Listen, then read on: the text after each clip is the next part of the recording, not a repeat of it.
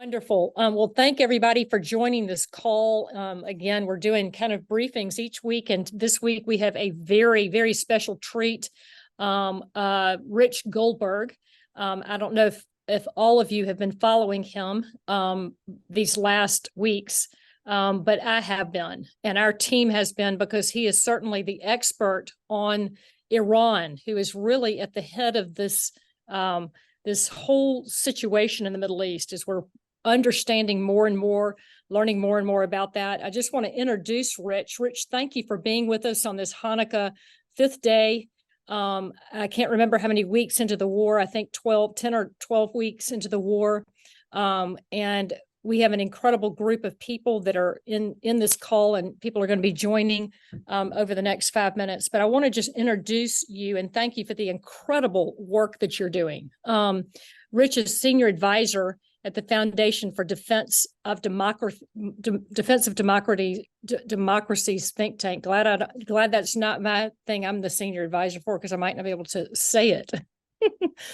But from 2019 to 2020, Rich served as the director for countering Iranian weapons of mass destruction for the White House National Security Council, which is just a major feat, Rich. It's really extraordinary. And he's been able to sort of expand his efforts into the U.S. missile defense cooperation with Israel, as USIEA has been very much a part of that. And he was able to get some of the advanced missile defense radar into the Negev, which is just critical. Can you imagine a war right now in Israel, really where the Negev is a central piece to what's going on, and not having had missile defense radar? It's just critical. So, Rich, thank you for your historical role that you're playing.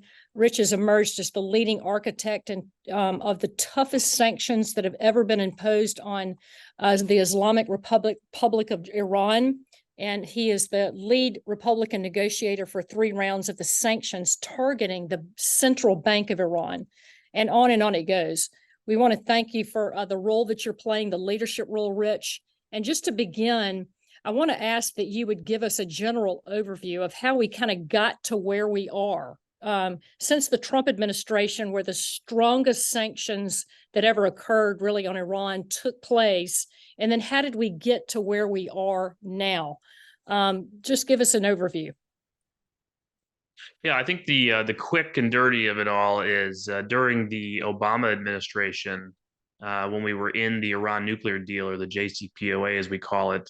We were in a very flawed strategic paradigm where we were essentially opening up the spigots for Iran to get more money that could be poured into its terror proxies, like Hezbollah that we see right now firing missiles down at Israel from southern Lebanon, like Hamas that we see carry out October 7th from Gaza, like terror cells that we see the IDF combating every day right now inside the West Bank, Judea, and Samaria, like the Houthis in Yemen that you're seeing on a daily basis now, not just sending ballistic missiles or cruise missiles or drones, but attacking international maritime shipping in the Red Sea and threatening to do more.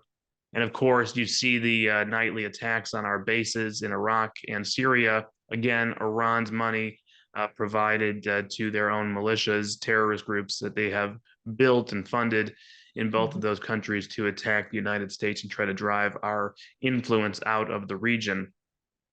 All of that during the time period we were in the JCPOA was expanding. Their terror infrastructure was growing. Their budgets for the Revolutionary Guard Corps and for their terror proxies was going up.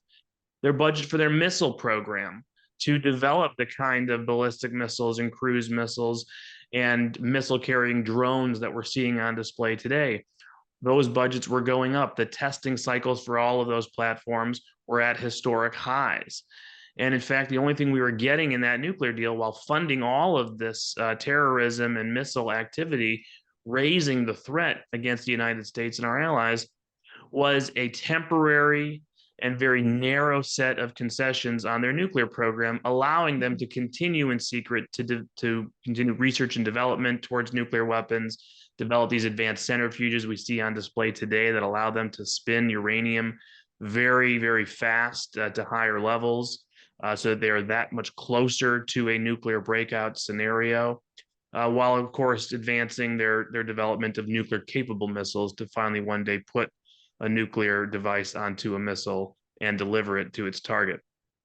So when President Trump said we're getting out of the nuclear deal, this was to say that, we can't be in this failed paradigm anymore. We can't be funding all of the threats against us and getting almost nothing in return for it, except a delayed, even larger threat on the nuclear program in addition. And so we went into this era of maximum pressure where we brought back all of our sanctions that the Congress had enacted prior to the JCPOA. We started layering on more and forcing them to a historic level, trying to drive Iran's oil revenue towards zero as much as we could.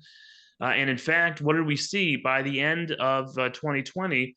Right before the change in administration, the IMF had told us that Iran's accessible foreign exchange reserve was down to $4 billion. This was a regime that was running out of money, and we saw it playing out in its terror proxies. News reports of Hezbollah literally passing the hat, trying to raise some money because Iran had pulled back its budget, Hamas's budget being cut, the Houthis under pressure with money problems, but also obviously our empowerment and enablement of the Saudis and Emiratis to go after their infrastructure. And we were actually starting to push back on Iran's presence in Iraq and in Syria, really trying to roll back that presence and give the Iraqi government an opportunity to stand on its own feet, free of influence from Tehran. That was the construct we were in, alongside a restored military deterrent, as we had seen President Trump take out Qasem Soleimani at the beginning of 2020. We saw the Israelis take out the godfather of Iran's nuclear weapons program, who was still heading the secret military organization that continues work on nuclear weapons, Mohsen Fakhrizadeh. And so this was a regime that was really in a different place when they were coming into 2021, and they didn't quite know what they were going to get. Now, President Biden had pledged to go back to that JCPOA. It was a campaign promise. And Iran had started escalating its nuclear program during the transition in January of 2021.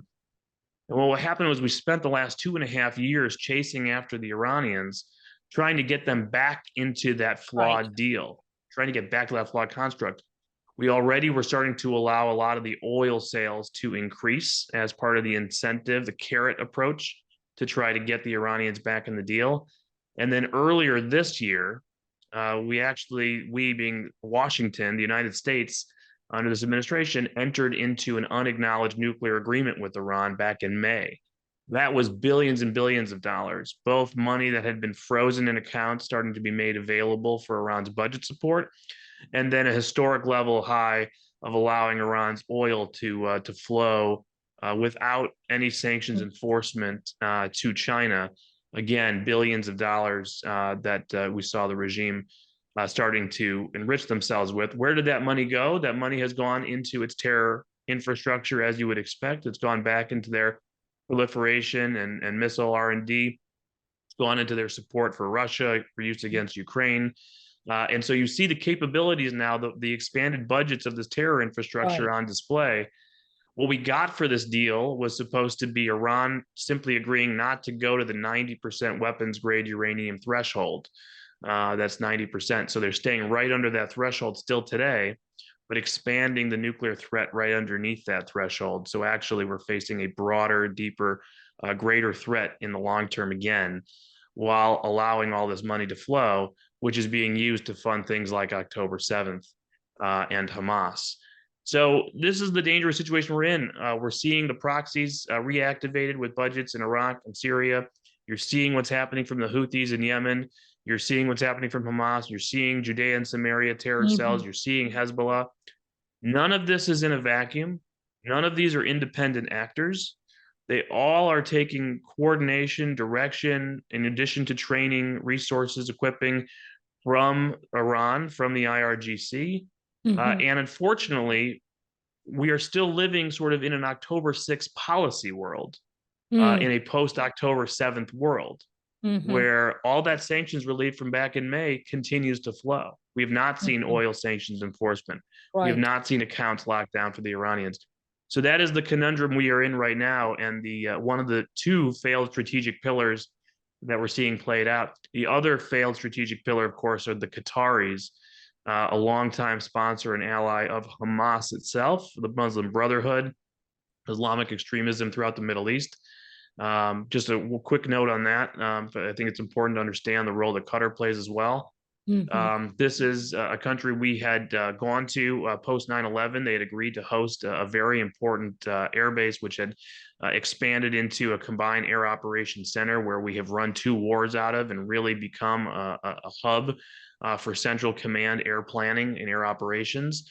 But at the same time, we allowed the Qataris to move forward in a geopolitical situation where they were financing, sponsoring, hosting some of the worst actors of the Middle East. And the delusion that we sort of had it ourselves, this is a bipartisan delusion. It's also not just American, it's an Israeli delusion as well for many years, that somehow this Qatari influence on actors like Hamas or the Taliban or others would moderate them, would bring them into the fold, would legitimize them as governing actors.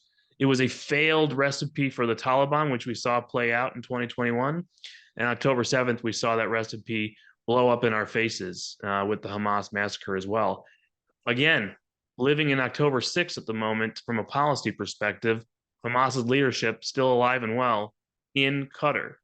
Qataris still supporting Hamas, holding themselves out to be an important channel for hostage negotiations, for dialogue, for what comes next in the region. Again, just like we need to reset assumptions and get back to an actual quality strategy on the Iran front, we need to reset assumptions and change the strategic paradigm on Qatar as well.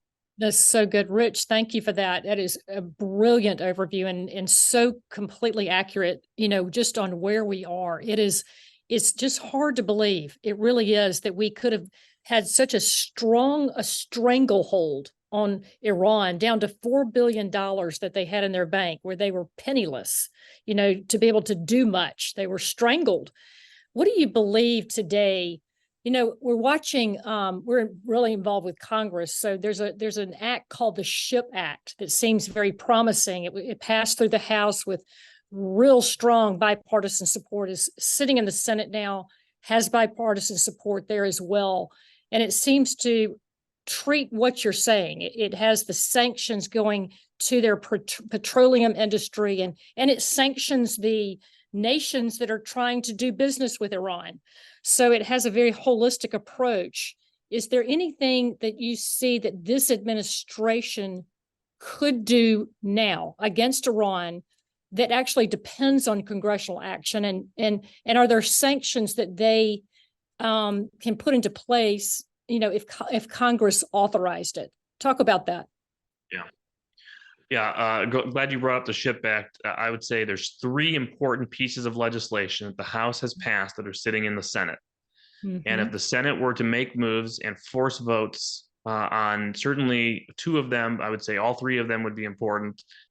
You will actually shut down the current policy on Iran very quickly and force us back to a posture of pressure, not appeasement. How do you do that?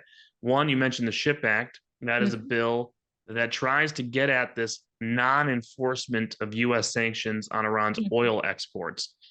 We've already made it the law, a mandatory law, not permissive, that unless the president issues a national security waiver, if the Treasury Department finds evidence of companies involved in moving oil from Iran, they have to get sanctioned. They have to get hit.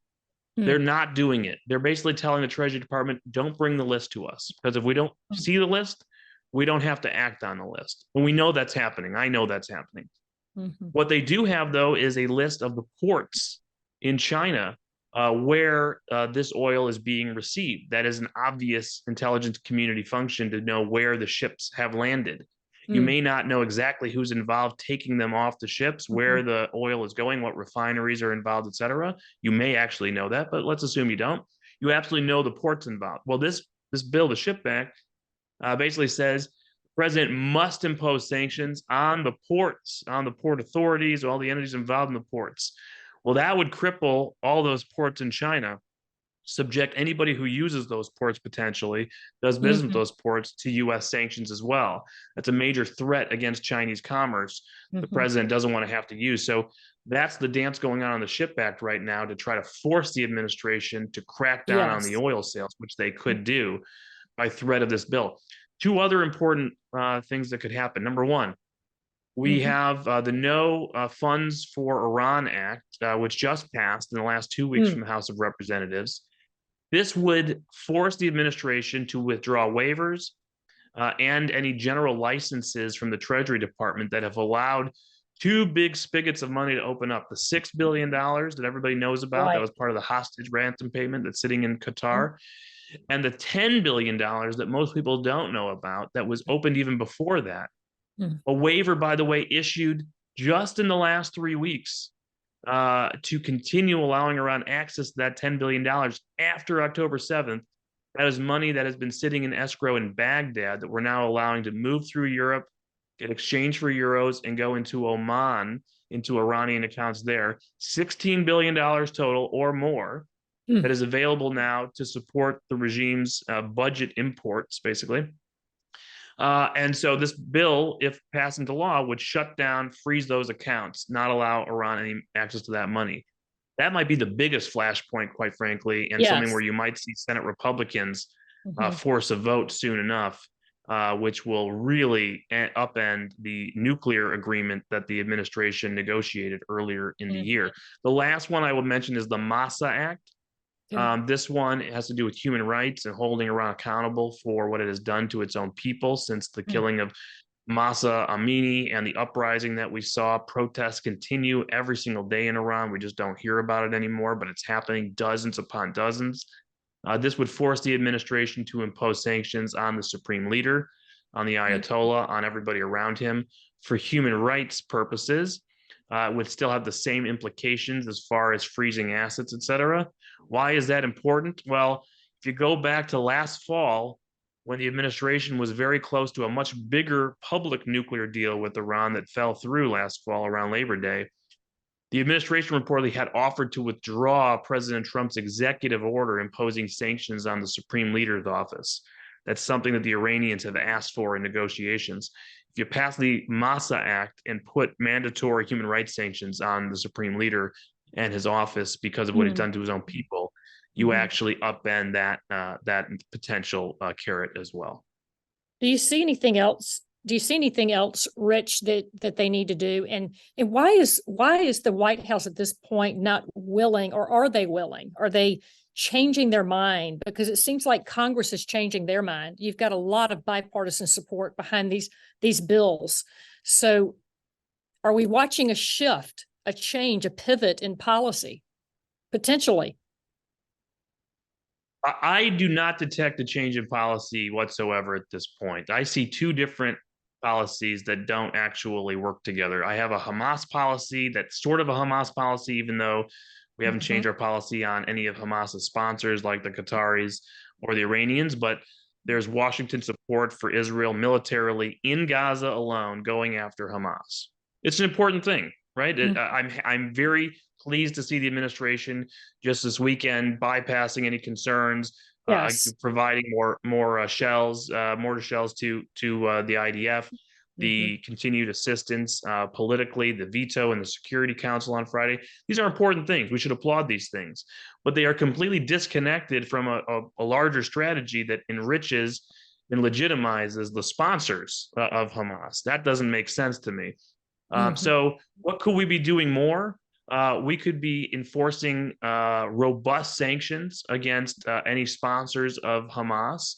That Mhm. would put Qatar finally to the test of having to cut off their relationship. It would also, by the way, talk to the Turks and Mhm. other actors who provide material support to Hamas. I don't want to diminish the role Turkey has had in supporting Hamas over the years and the disinformation network that they run, in addition to Al Jazeera, to amplify their propaganda.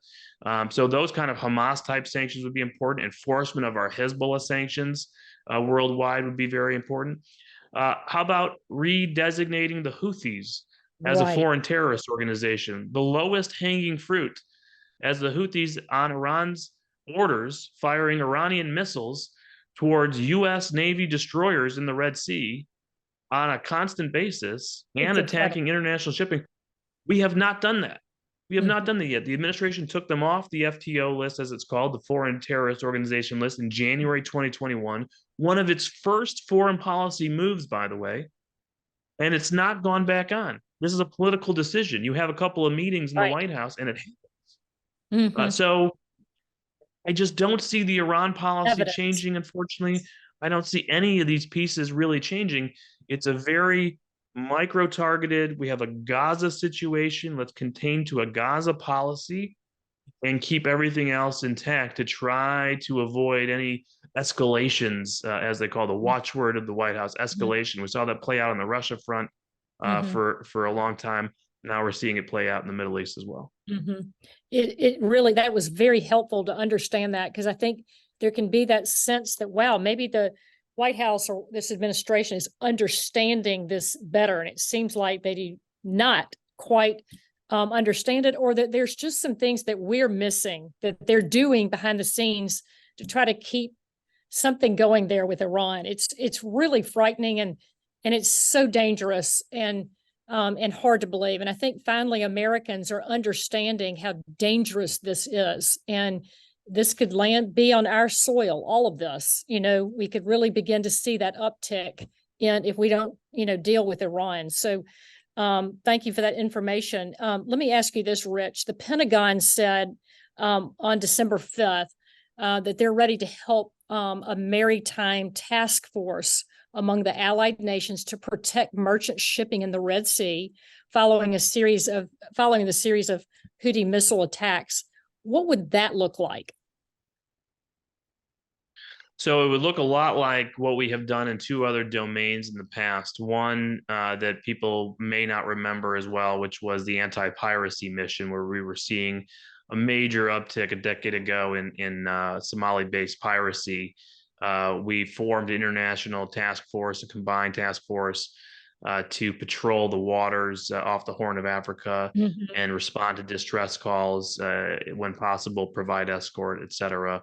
This was really a defensive measure. It was, I don't want to call it a band-aid. It's an important measure to take, but it is not rooting out the cause of the problem. It's treating the symptoms. And of course, you need to treat the symptoms, but you also need to Mhm. go at the actual disease and pull it out by its roots, which was a separate set of special operations, which actually did happen alongside other issues in the Horn of Africa.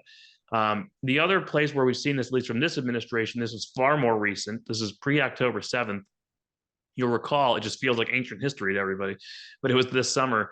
Iran was seizing tankers in the Gulf Mhm. and had continued to Yes. attempt to harass and potentially seize other oil Mhm. tankers. And so the administration has actually already done this once. They surged a Marine expeditionary unit to the Gulf. They moved additional naval assets. They worked with the Brits to offer naval escort for oil shipping coming out of Saudi Arabia, UAE. And they actually did respond to a number of distress calls and fired back on the IRGC a couple times when they were trying to take vessels. It did put an end to what Iran was doing at that time. This may or may not work. I mean, I imagine it's going to be a very similar situation. Mhm. You're stressing your assets now, by the way, because the threat in the Gulf can reappear at any time. So Right. now you're also providing some sort of maritime security mission patrolling the Red Sea as well. We have a naval presence in the Eastern Mediterranean. By the way, there's this whole thing in China going on, and we just like aren't really talking about it at the moment. Mhm. So we are really stressing the U.S. Navy right now Mhm. because we're responding to symptoms instead of treating the disease. And Mhm. so it is important for international commerce to actually provide this opportunity, provide the maritime security. But in the end, what are we doing to actually root out the threat in Yemen, which will only continue to grow and make this a higher risk for years to come to all international shipping? Because, Mhm. by the way, we haven't even seen the full extent of their capabilities. They also have, we think, mining capabilities as well. If they were to mine the Red Sea in addition to firing missiles and drones at international shipping, this can't just be allowed to sit there and continue to metastasize. Something is going to need to be done there. There are Mhm. complications with the Saudis that have a deal with the Houthis right now that was brokered with the Iranians and the Chinese earlier in the year. That was a response to U.S. policy abandoning Saudi Arabia for 2 years. So this is like this horrible Gordian knot that the administration has created through bad policy for 2.5 years. And it's all coming home to roost right now. And they're trying to untie it. But rather than address the root sources of the knot, we're just now going to have to treat these symptoms. And I don't think that's sustainable. Rich, why do you think that they are choosing to be I mean, they're not choosing to be negligent because nobody thinks that they're being negligent. I mean, nobody, if you're being negligent, you actually aren't trying to be negligent necessarily. What is their, why are they doing it this way? Why are they missing this? What is your observation? What do you understand as to why this administration, knowing that Iran is close to nuclear breakout and might have achieved it, I want to get to that question just on, is it too late for, us to deal with Iran on the nuclear front? But more importantly, why is this administration having a hard time seeing that this is the problem and they need to go directly toward that? I think several reasons. Number one, having negotiated things in the past on Capitol Hill administration, owning a policy, inventing a policy, you can have such blinders on where you really have convinced yourself that this is the right thing. And you can just rationalize all the problems and flaws in the strategy away, where you just sort of ignore it and just continue to drive on and mitigate problems as you go, believing these are simply things that will come up, speed bumps on the road to the correct objective. The correct objective in their view is some sort of balance in the Middle East between powers that will allow for a sustainable, lack of conflict in the foreseeable future, which allows us to pivot away from the Middle East. That somehow, if you weaken the Saudis and the Emiratis, equalize them in power to the Iranians, they will have to coexist. They will sue for peace with each other, like you saw in January. And then, somehow that will just allow Iran to say, okay, we're not threatened anymore. We have just enough of what we want in the region. We're not going to go across the nuclear threshold. And somehow we can continue to buy or rent the time we have through various extortion rackets to keep the Iranians happy and not attack us, not build a nuclear weapon, etc. I mean, this entire concept is being shredded every day.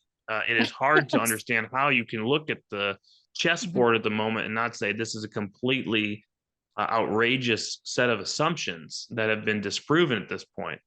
And yet, whether it's because of the potential for crisis in a re-election, a desire to just focus on Russia and try to contain everything else in the world, you can think of good reasons, you can think of bad reasons for this, but there's certainly just blinders on of contain, no confrontation, pay whatever racket's necessary, try to get quiet everywhere we can, one front at a time, support Israel just in Gaza and shut everything else down. By the way, it's only so long that's all going to work, because at some point the IDF is going to move from Gaza to Lebanon. Right. It's already being telegraphed in the last couple of days. And as much as the administration might be trying to pressure the Israelis not to go after Hezbollah, that's not going to be a political consideration inside Israel after October 7th. There are towns on the northern border that have been evacuated with people who will never return so long as Hezbollah is on the other side of that border. And you know what, Rich, it seems that what we're understanding, and I think Yoav Gallant, the defense minister, was very, very clear that in order for those civilians to move back to, and there's 100,000, 150,000, we're not talking about a small number that are sitting in hotels in Tel Aviv. They've got to go back to their homes. They're going to have to create some sort of a buffer zone, which seems like it's going to be some boots on the ground.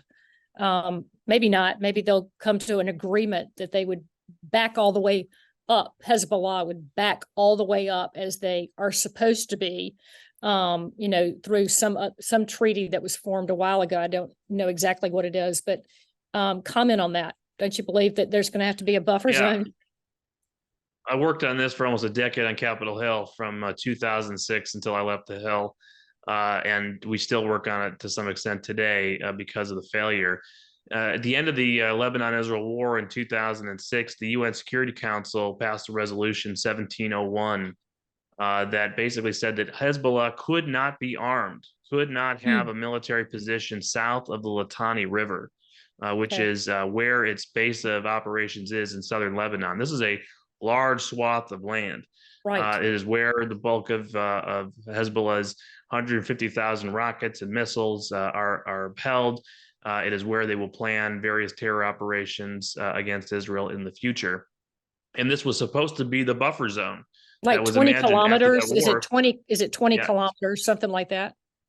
it is a large distance to the Litani, relative terms, and so Hezbollah is not going to walk itself from Israel's border to north of the Litani River. It has not done so for 17 years of a Security Council resolution. Billions of dollars, I mean billions of dollars, that we have spent for a UN peacekeeping force in southern Lebanon whose mission was to enforce UN Security Council Resolution Mhm. 1701 and has never done so.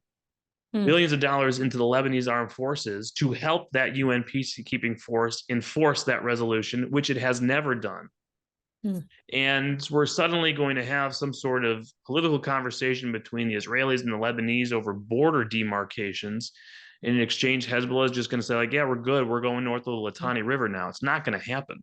Mm-mm. And so this is going to require military action by the Israelis, using all the lessons learned from 2006, all the lessons they're learning right now in Gaza. Remember, Hamas's missile rocket force is 10 times larger than Hezbollah's, is 10 times larger than Hamas's. These are longer range systems than Hamas has, more destructive, with precision guided munitions for upwards of 10,000 or more of these munitions. And so this is a lot of firepower that could rain Mhm. down on northern Israel, central Israel at any point. The Israeli people need to be ready for that as well. The IDF understands that. And so it's not just going to be about Iron Dome and David Sling trying to intercept things.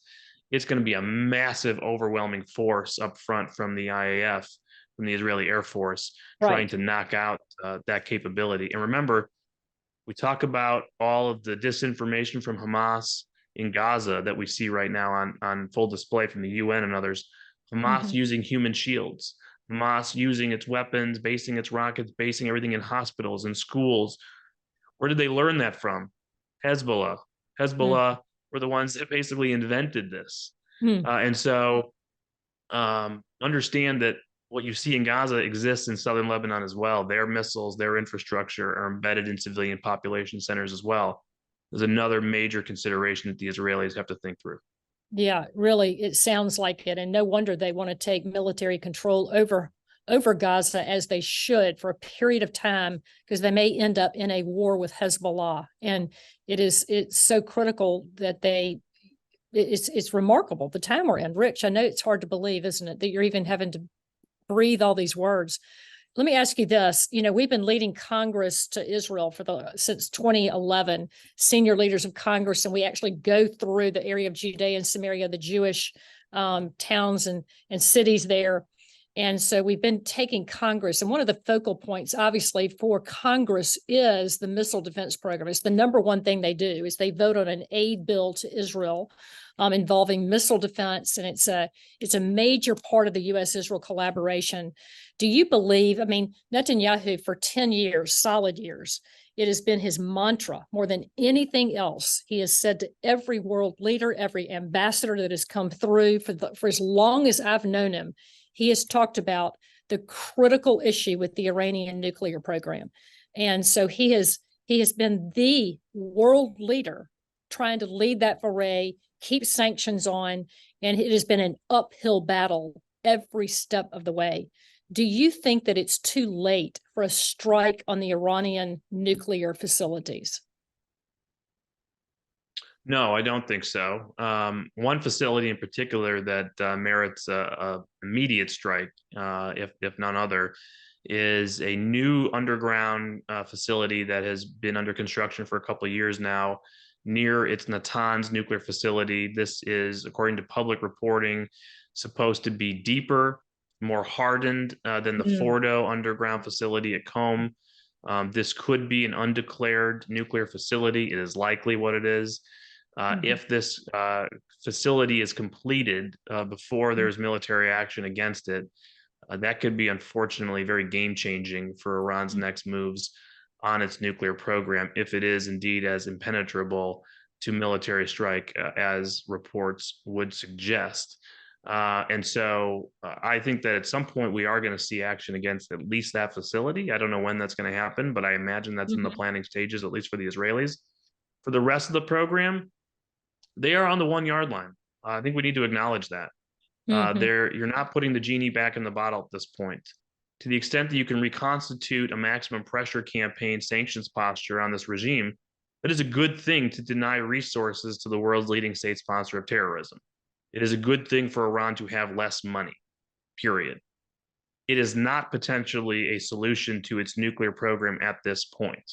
And so I think we have to be very clear-eyed about the need for military action to take out the nuclear threat, because look at how deterred the United States is today by the potential for an Iranian nuclear threat.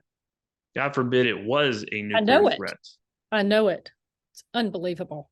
It really is. It's hard to imagine that we're in the situation that we're in. And it seems that it may take another administration to be able to get this set up right. And yet it's a long way off to get to that point. And well, Rich, this has been brilliant, and we could go on and on with you. Thank you for your knowledge and understanding, applying yourself so diligently to the times that we're in.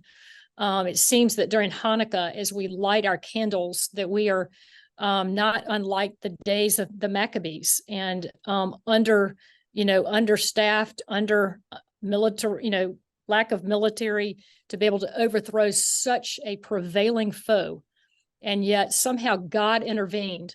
And there's a dropping off point for man where God steps in and he does the miraculous. And we are in need of some miracles, as we can all see. So I always urge this group to stay as watchmen on the wall for Israel, for the United States.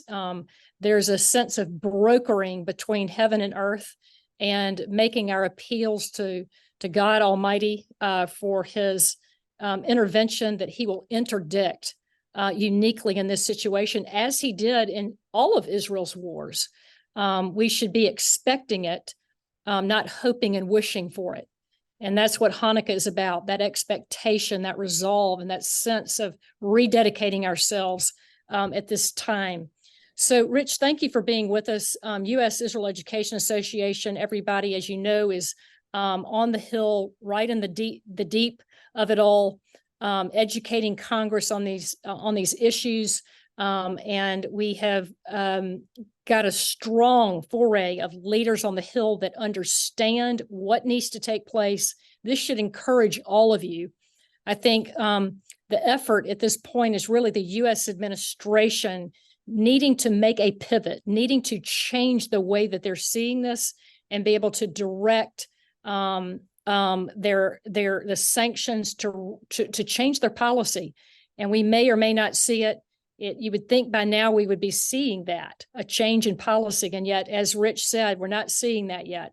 So it's going to take Congress, and I think, Rich, you would agree with me, some sort of mass pressure from Congress to really drive home something with this administration, the White House, on enforcing sanctions and creating a context for the demise of Iran. And then again, as you said, just probably a military strategy on dealing with the Iranian nuclear threat, which, as you said, we're at the 1 yard line, so we might need to hurry. Anyway, Rich, thank you for being with us today. We really appreciate it, and your dedication is extraordinary.